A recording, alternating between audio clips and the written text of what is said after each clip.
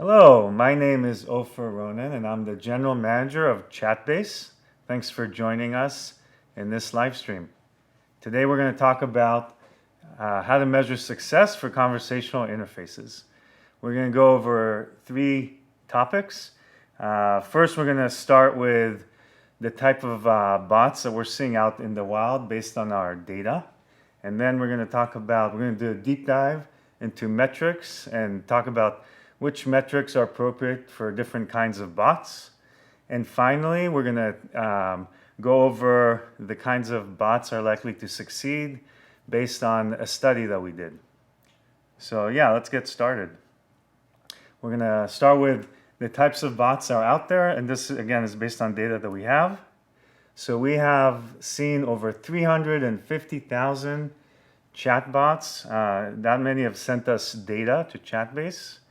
And these bots are global, or the developers building the bots are global. Pretty much in every country you see the people building bots. It's very exciting. And there's all kinds of companies building bots. So the biggest segment are business services. So these are B2B kind of solutions. And then there's bots for education that are popular.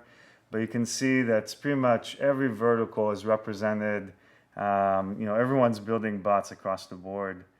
And we did a survey of what these bots do.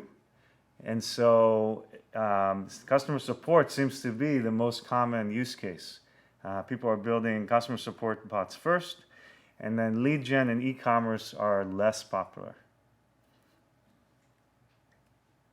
So now we're going to switch over and talk a little bit about metrics and what kinds of metrics are appropriate for different kinds of bots. And if you look at bots on this spectrum, there's on the left bots that are button-based that lead to web views. These are simpler kind of bots, often like starter kind of bots. And then on the right are the more complex to build bots that accept type-ins and have bots responding, and they're like these multi-turn conversation with memory of what was said. And those are the more sophisticated bots out there. And then in between, there's a lot of hybrids that mix and match these modes. So we're going to start with the left and then work towards the right when talking about metrics. So on the left are the buttons, kind of bots that often first show you web views. When they build these things, they first do that. And the common business reason that we've seen in talking to a lot of bot developers is pretty much there's a lot of people on these messaging apps and they want to be there as well. So it's about presence. It's presence on the popular messaging apps. And when you start to measure the success of these bots, it starts to look very familiar. It's a lot of the same metrics that were used with web and app analytics, and their metrics related to growth, engagement, and retention. And we're going to talk about each of those now and how Chatbase reports those. And there's little need for natural language understanding because they don't do a lot of that. There's not a lot of open-ended inputs are accepted or responded to. And so it's a lot of the same metrics with slight variations.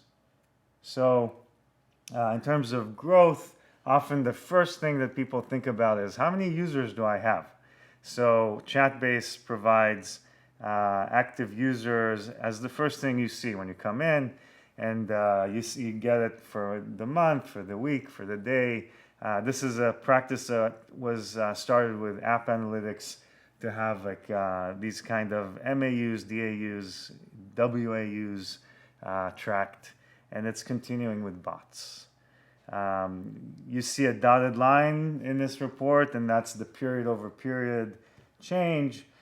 So you see how, for example, the top line is much higher than the similarly colored dotted line, the blue one, meaning there's been a significant increase over this period. In fact, on the right side, you can see that it's 110% increase period over period. So actually it's 30 days over 30 days So this bot's doing well. Also, when it comes to growth, you want to look at sessions. So how many sessions do I have? You can see there was a certain spike here for this bot, a couple weeks ago. And then other session metrics that often are interesting are how many sessions daily. So do people come back multiple times a day? Often the most engaging and successful bots have a high rate of return per day, multi-day use case. And then there's the session time. It's a measure of engagement. How long do they spend with my bot? Depending on your use case, that's more or less important. If it's an entertainment bot, obviously you want that to be long. If it's a support bot, maybe not. Maybe you just want a quick response and to the user that serves his need or her need. The last metric shown here is how deep into the conversation users went. So this is obviously unique to bots. It's actually the only one here that's unique to bots when it comes to sessions.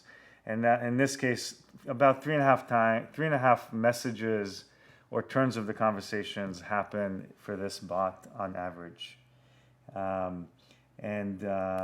If we move on, so we talked about these simpler bots often linking to websites.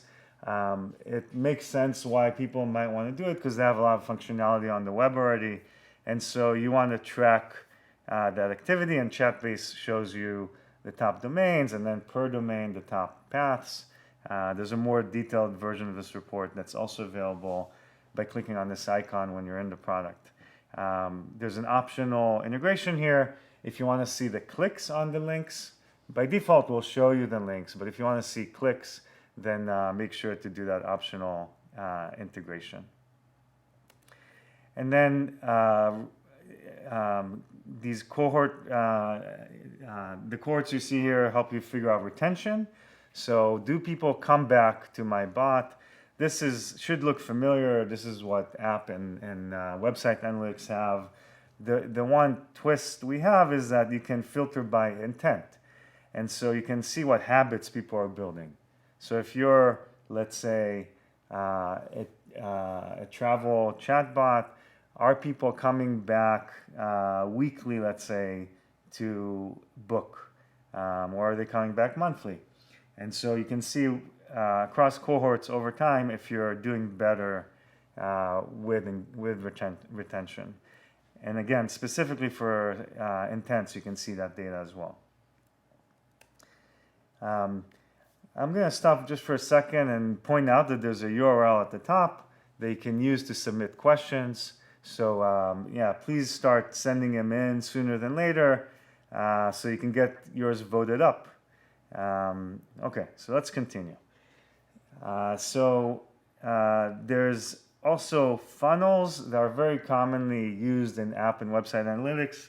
And again, for the simpler bots, you're going to want to know how far they went through the experience. You want to see, did they convert on something that's key to your bot use case? And so you can build a simple funnel, and it can be based on either the user or bot intent. Messages are triggered. So per intent, actually, you can set a step in this funnel. Okay, so that completes going over the metrics that a typical bot on this left side of that spectrum would need, a simpler bot. Now we're going to go into metrics that the more complex bots might want to care about. This is additive. Everything I've talked to is also applicable to the more complex bot, but the more complex bots have type-ins that have bot responses, require some work on the natural language. It's an open-ended input, and so you need to figure out what users are typing at your bot and handle them properly. But first, let me say that the most common reason for building the more complex bots that we've seen is to automate responses that normally people respond to, like customer representatives. And this was reinforced by that survey we did that showed customer support being most popular right now for people building bots. So because it's so open-ended, you need something more than traditional analytics. Website and app analytics that were available and are available don't cut it, and you need natural language optimization. And it starts with figuring out all the not handled experiences that are happening in your bot. These are instances when someone says something to your bot and your bot's like, I'm not sure what to do with that. Can you say it a different way? And so what Chatbase does is it saves you time by grouping all these not handled messages so you know which ones to tackle first. If we look at some examples here, there's a cancel car message, the third row down, and you can see that 131 users asked for that. And so it's probably something that should be built into the bot. It's probably new functionality in this case. Now there might be also existing functionality, like let's say going back to the main menu. So people typed in menu and you didn't catch that, you didn't know what to do with that. So likely you have an intent that you can map this to. We call that missed requests, and we call the cancel car example unsupported requests. You haven't built it yet. And then what's really cool about Chatbase is it lets you bring up the transcripts. So if you want to see, let's say, when people are asking for the menu, you can see it in context. In conversations, you get a bunch of sample transcripts, and you can click through and see, when does this come up in conversation? And sometimes the right thing to do might be to add a button if it's something that's commonly requested at a certain part of the conversation. So we find that transcripts are really popular among our users and help clarify how to fix. Now let's switch over to the handled side. So you can see that these are the experiences where an intent was triggered, the bot is performing as it should, understanding the user, but still there's things to optimize. And for a bot to be successful, it has to get the users through all the steps towards completion. And you can see for the first one here, book a hotel, that the exit rate, unfortunately, is so high. It's 75%, which means that people started booking a hotel and then left in droves. Like they left, 3/4 of them left before completing. And what's worse is that this is up. In the last 30 days, it's up 108% compared to like 31 to 60 days ago. And so it's getting worse. So that's, so it's not enough to understand the user and to understand their intent. It's also important to create the right engaging experience and to manage the exit rates. Another way to manage exit rates is to look at the session flow diagram. Here you can see what paths users take through your bot and where they exit. But more importantly, you see all the not handled experiences contextualized. So when did someone ask for help? Oh, it was right after they wanted to book a hotel. And so that's informative.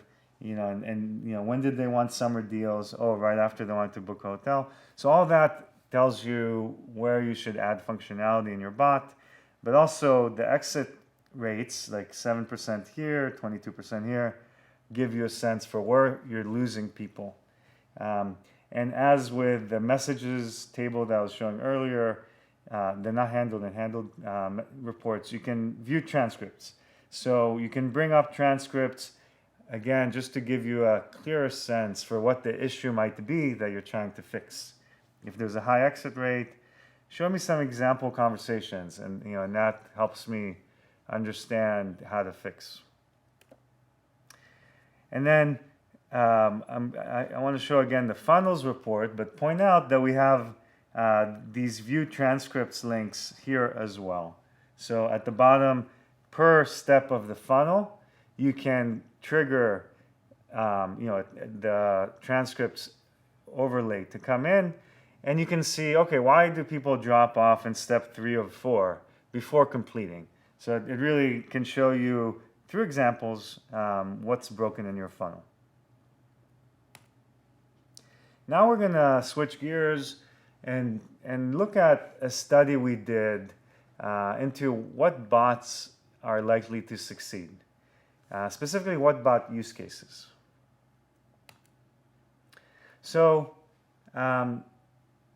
over a year ago, this question, there was this theory we heard about regarding which bots are likely to succeed, which was, if you ask the question, which conversation do you want to have, then the ones that you hate to have and the ones that you love to have are the likely ones to be good bot experiences. And then in the middle is possibly a graveyard of bot experiences that really shouldn't be bots, and they're like being forced into this modality. So on the hated side are customer support bots and all kinds of like bill paying, registering for things. None of us like to be on the phone for 30 minutes doing these kind of like activities.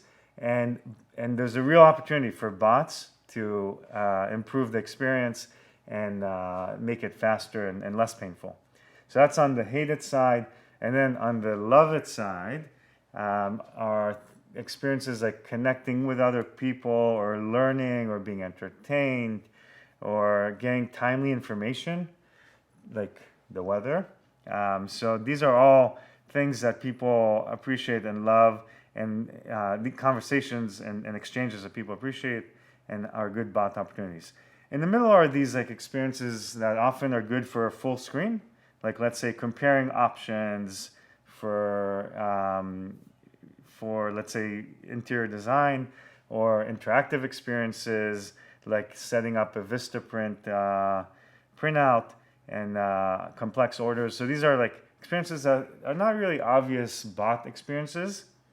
But what is true though is that every company can have successful bots, meaning even those companies can think about what are love it or hate it experiences that we can have. For example, a design company could have a good support bot, which would likely do well. And so every company can build successful bots, or bots are more likely to be successful. Well, anyway, this was the theory. We wanted to look at the data. Does it support this theory? And so we evaluated 238 of the top bots that have some level of engagement. And we wanted to see, like, in that group of top bots with over 10,000 messages the last quarter, like, which ones stand out? Which ones are at the top of this already successful segment of the bots that we looked at?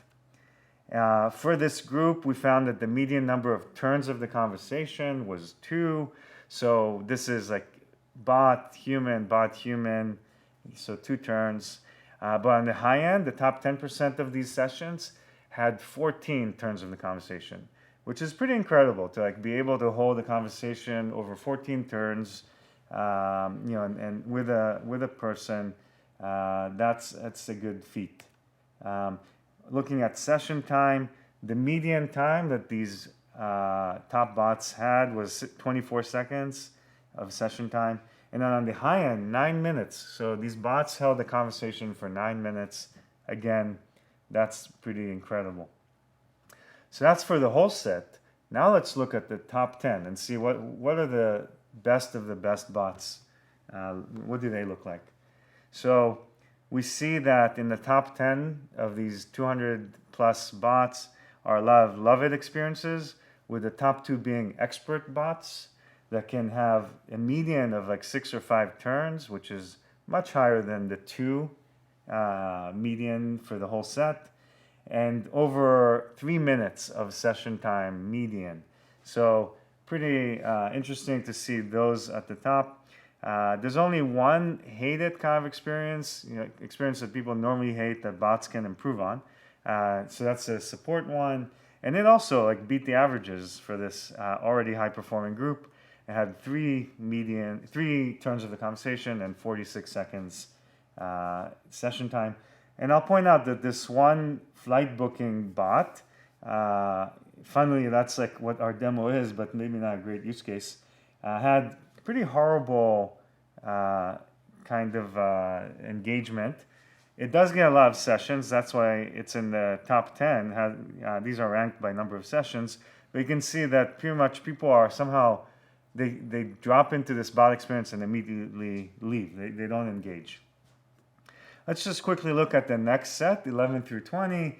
Here you see a few more of the hated experiences also there. And so we feel pretty good that there's something to be said for thinking about what bot use cases to build based on this model of like hate it or love it conversations that people want or don't want to have. With that, we're going to now switch to questions. Also, you can see here our support email where you can send questions directly to us as well. So let's look at the questions and see which ones to go deeper on.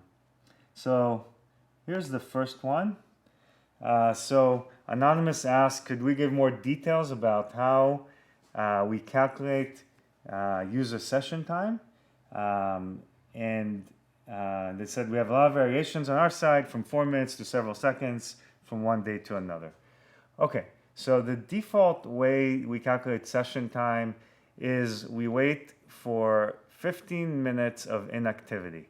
There's no bot or user message, and then we call it, and then the session time then ended 15 minutes earlier. But if there's no activity, we call it. Now we also have a custom session API, and so if you are not happy with that way of calculating session time, you can determine how to calculate it. So there's a way to just tell us when a session starts and ends. Okay, so let's pick another one.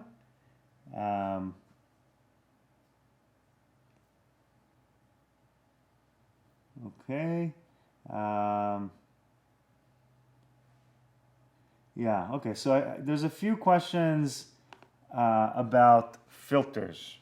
We're actually now, so the question is, when will platform filters work on the sessions, on the session page?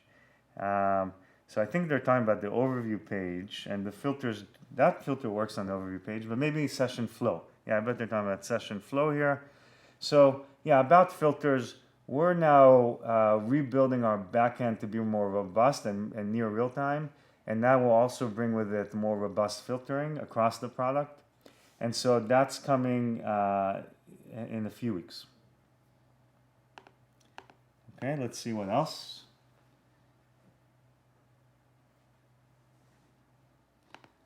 Okay, a similar or a related question is there support for retaining data more than 30 days?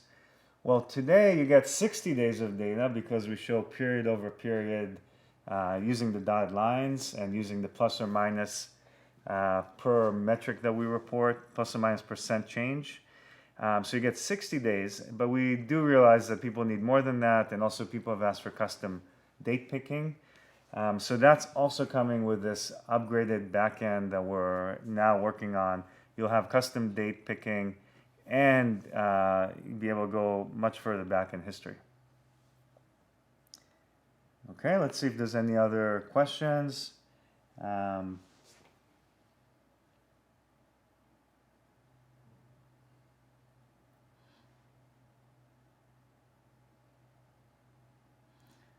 Okay, so there's a question about baselines. There are industry baselines that define success. So I definitely think that benchmarks and baselines are important and that people should look at them within their vertical. So you might have seen that we've started collecting from all our users information about what vertical they're in and what use case.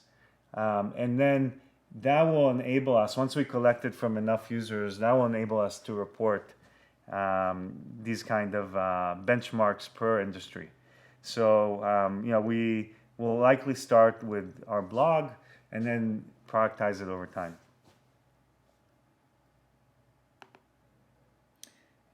and okay, and then let's see if there's more questions. Okay, so another question from Anonymous is, what is an active user? A user who sends a question or a user who receives a question? Active users, we use the broader definition of that, so it's any session that has at least one, it has a bot message or a user message, or both, is an active session. So these are all the people that can receive messages from you. They haven't blocked you. They haven't like stopped, having that channel open to you. We are looking into also having engaged users reported, which would be sessions with at least a user message, at least one user message, and that is a measure of people that actually like responded to something or sought out your bot and interacted with it. And then finally,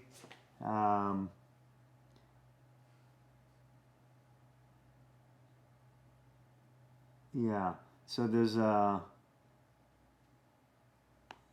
a question which I won't present because I'm not able to click on the button, but when will we show new users? So that's actually also something that we're now adding. So we want to show active, engaged, and new users. So that's coming soon.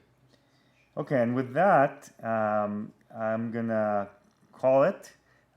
Thank you all for coming today. Hopefully it was useful to hear about the different metrics that are required to build a successful bot.